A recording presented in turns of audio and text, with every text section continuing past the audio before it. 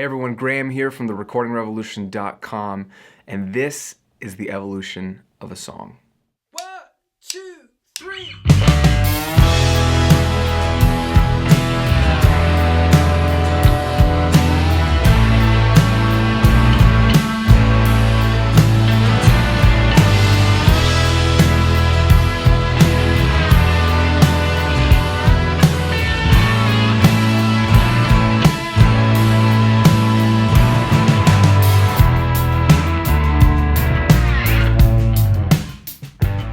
And my job in the engineer seat is to not only get good sounds, how's this going to sound in the final mix? Yeah, that's what we spend a lot of time thinking about in the home studio, but the second role, which is just as important, is the producer role.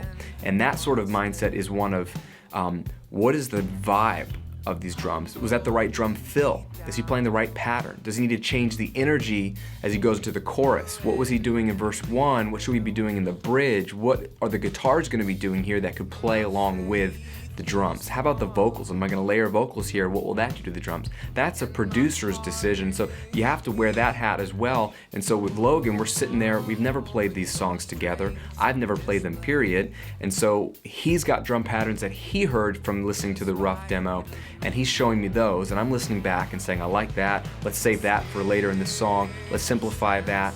And it's a lot of decision making on how he should play and what he should do in the song that has nothing to do with the sonics or the actual sounds we're getting. That's one half of it, but the other half is actually the performance. And so I'm kind of like a coach or a director of a movie to help get the right performance out of him. So you gotta wear both hats, and it's hard. And I'm also the artist hat, so I'm thinking about it as what do I want the song to do, and what do the lyrics mean, and is there symbolism in the lyrics that should carry over into how he should play. And it's tough wearing all the hats, but it's worth it. It's worth it to get into it and go crazy and get the right performance and the right sound out of the performer. All right, day 2 of tracking. Today we're doing bass. So I've got my trusty Squier Jaguar bass. I think I got this for like $140 or something. Best money you'll ever spend. You get an entire instrument that sounds awesome. I'm plugging this bad boy into my Avid 11 rack, which is sweet, and so I'm going to be using that for guitars as well, but I've got it set on the Crunchy Bass preset, which is a massive 8x10 cab driving an Ampeg head, I think, or SVT, and it's just gritty and fat and monstrous sounding, laying it over Logan's drums. So a little bit of tracking today. And it's coming together, man. Always trying to play tight to the kick drum, follow what he did on drums, and just let it all simmer together, and we'll build from the ground up. And we'll get some guitars going soon. So, time to play. I step into light, exposed as a fraud, and relinquish my right to live like a god. This thorn in my side, it's telling me, oh, true strength is found in knowing you are weak. Sticks and stones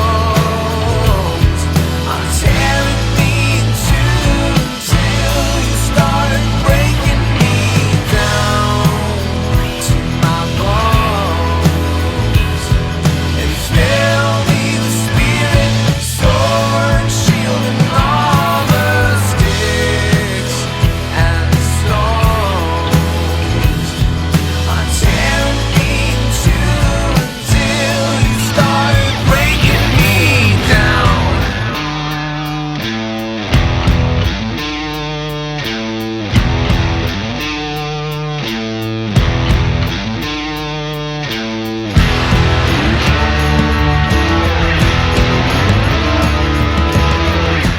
Bass and guitars are a lot of fun to do. On this record, I'm doing them all through an Avid 11 rack, which is an amp modeling outboard piece of gear. So all the sounds are happening on the box. It's not a piece of software in the computer, and I'm outputting that as like an audio output right into Pro Tools. So I'm treating it like an amp that I'm miking up, but it's super easy. Plug right in. It's got tons of killer amps.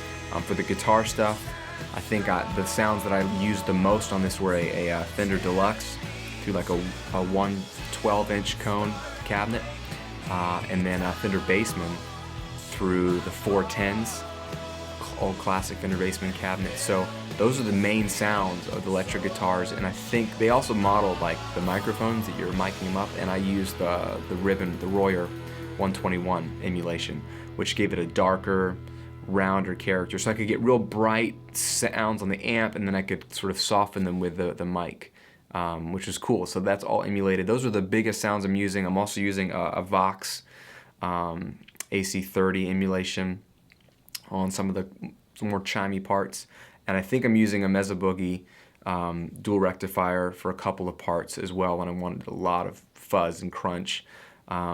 And they have some stomp boxes I'm emulating as well, a couple of reverbs, a couple of delays, one compressor, nothing crazy. I'm not that talented of a guitar player, but all the guitar sounds, electric guitar sounds, and bass sounds on this record are coming out of the 11 rack. So it made recording guitar a little bit easier, one less thing to deal with an amp and a microphone.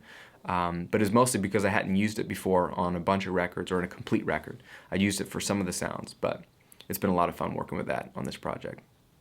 I will say, if you're using guitar amp model software, plugins, hardware, the danger is that you have unlimited sounds at your disposal. So you could spend forever trying to find the perfect sound.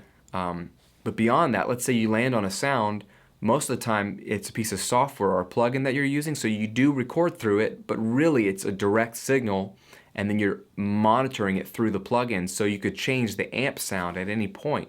And a lot of people just leave it like that, and then they go to mixing and they're like, yeah, I want to leave my options open so I could change the sound. But that's one of the most dangerous things you can do, because then you've just delayed a decision. You haven't given yourself more options. You've just delayed something that you have to do at some point anyway. You have to make a decision on what the sound's going to end up on the record, what kind of guitar tone. And the problem with leaving your options open is that when you actually get to the mixing phase or you get to record all the other parts, you don't know if the mix is coming together because the tone of the guitar could totally change. And so that affects the acoustic guitar decisions I make. It affects the vocal decisions I make.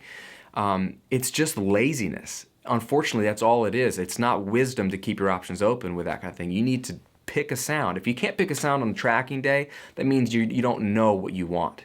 And if you don't know what you want, you shouldn't be recording, right? Now, I'm all for experimentation, and I experimented a lot. I mean, I plugged in, I was playing with different amps. I tried to find the different sounds. I would track a little bit, see if it was really working. I had to experiment a little bit, but I had to come to a conclusion early on and say, okay, this is the best sound for me for what I'm trying to do for today, and commit to it. So I've got one sound, and it's literally printed to the track, so I can't change that sound later. Just like it would be if you recorded a real amp. You can't change the sound later, much beyond some EQ or effects. So commit to sounds.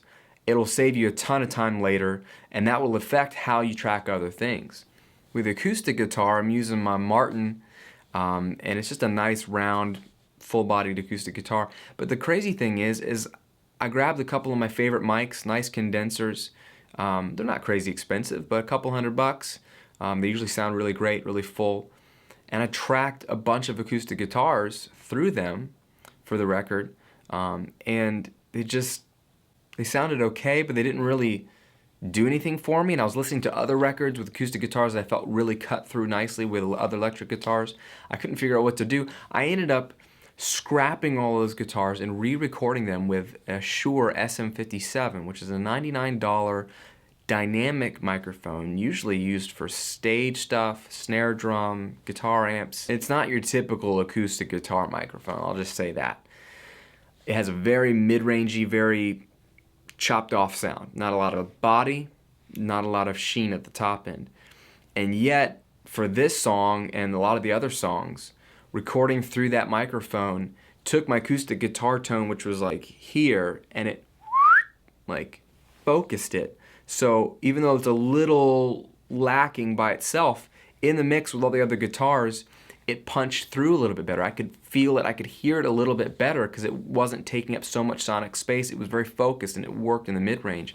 So it was a cheap little mic. It kind of had this punchy, dirty feel. It was perfect for so many of these songs, and I was blown away by how that change worked. So I'm glad I took some time to delete some tracks and go back and re-record, and to even consider a cheaper, non-typical microphone for that scenario. So yeah, SM57 to save the day again.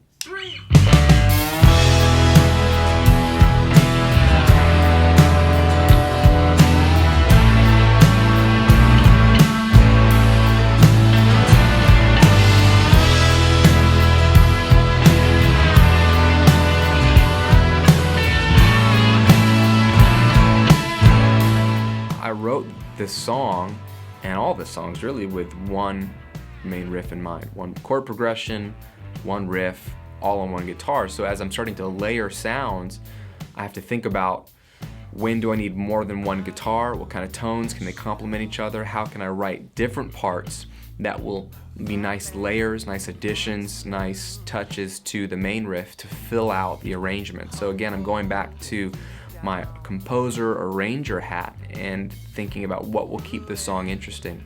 And so it's not just getting sounds and recording my main part, it's also thinking about what other parts should I lay down.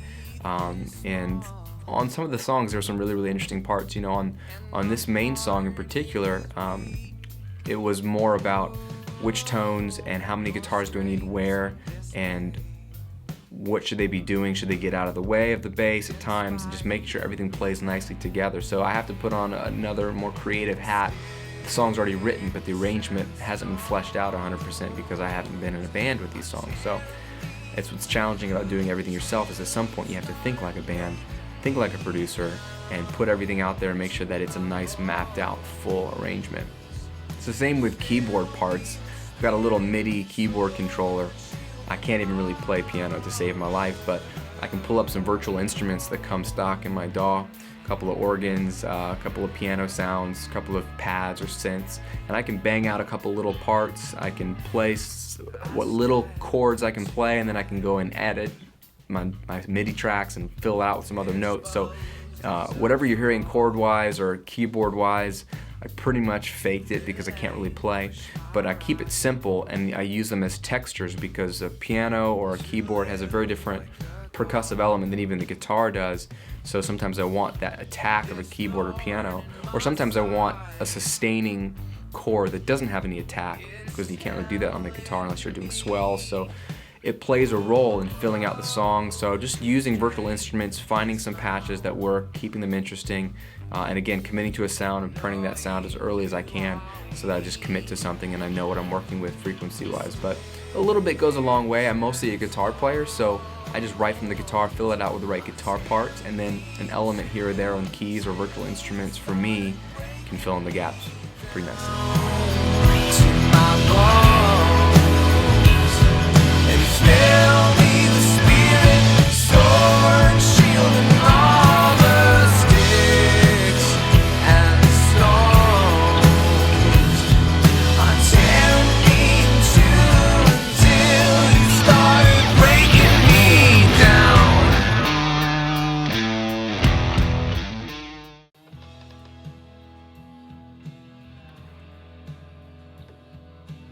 So when you're wearing multiple hats in the studio, so I'm the artist, I'm also the recording engineer and producer, and then I'm also going to be the mixing engineer, it really helps me to have separation. So in my calendar, when I blocked out this project, I knew once the songs were written and recorded, which to me was the biggest challenge. I mean, that's really where you're making the music.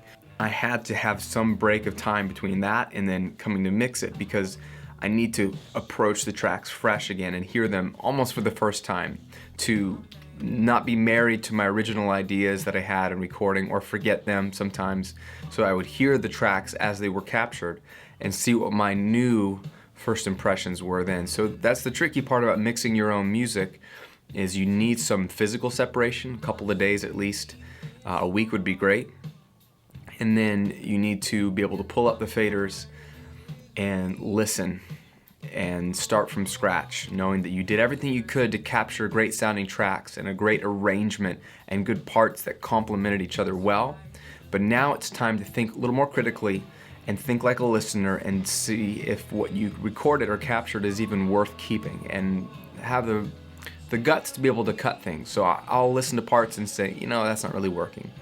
Or sometimes I realize I'm missing something, and so I'll have to jump back into recording mode, plug in a guitar, or in this case, I would throw up a mic and lay down some more harmonies or vocals that I just didn't realize I needed at the time. So mixing is still a creative process for me because I can do it. I am the artist and I'm right there.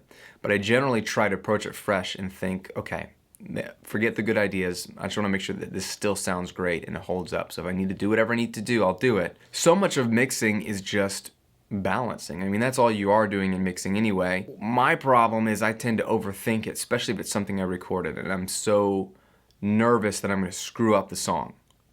So it's a great idea in my head, and maybe I like the song as I'm writing it, and I keep it. And then I go to record it, and I'm really pumped that it's coming together. It's taking on some life, and you can hear it for real. And I try to lay down great tracks and have a good arrangement and produce it well. So you're really excited after recording day. Come mix day, I'm really afraid that I'm going to over-mix it, meaning I'm going to put on plugins and start changing things and trying to mix as if there's something I need to be doing to make it sound different, when a lot of times the tracks sound great. If you recorded them well, they should sound great, and so it would be foolish to try to change things. The goal of mixing then is just what it should be anyways, to balance those great sounding tracks against each other. Make sure that you can hear everything, make sure that volume is appropriate from track to track, and that they each play their part. And then using EQ and compression, things like that, to control the tones a little bit better and make them fit together even better. And mixing isn't much more than that. So I know my tendency is to want to overmix. It's just everything in me wants to just throw around plugins because that's the fun part. But maturity and discipline have to come in and say, hey, do as little as you need to, and just think like a listener, and make sure that you're enjoying the mix and you're getting it to that point. I know when a mix is done when I'm bobbing my head. I know when a mix is done when I'm hearing the song now. I'm not thinking too technical. I'm just thinking, man, I love when that guitar part comes in there. Or I love that drum fill that he does there. When I'm thinking about the musicianship or the performance, or I'm thinking about the vocal melody or that lyric, when I'm thinking about the song and not the mix, is when the mix is done. That sounds real vague and poetic, but it's true. So, I'm in mix land. I'm thinking technically. I'm carving out frequencies. I'm balancing things, and eventually you get to a point where you just are so excited. You're like, man, this song is great. I can't wait to listen to it. You know you're on the right track. You know you pretty much need to slow down and wrap things up. And yeah, I'll come back and do a round of tweaks and things, because sometimes you need to walk away, listen to them on headphones or in your car stereo or other places, and just notice what sticks out, what is distracting, and then come back and sort of resolve those little issues. But as a whole, the mix is together, and you just need to get to that point where you're having fun with it, because ultimately, isn't that what you're trying to do for your listener, is put things in such a way that when they play it on their iPod, they can just go, dude, I like this song. And that's what it's all about. This is the evolution of a song. The song has to be great, and the mix can't get in the way of the song. It's all about getting back to the song, serving the song. So I try to do that in this EP. I try to do that with this song, Sticks and Stones. I really didn't want to get away from the original vibe of the song with me and acoustic guitar, the rhythm, the melody, and just having fun with that whole composition. I didn't want to polish it up or do too many things that just distracted. So I tried to keep it simple, gritty, musical, and powerful. And I think we got there. I feel so blessed to be alive during what I consider to be the recording revolution.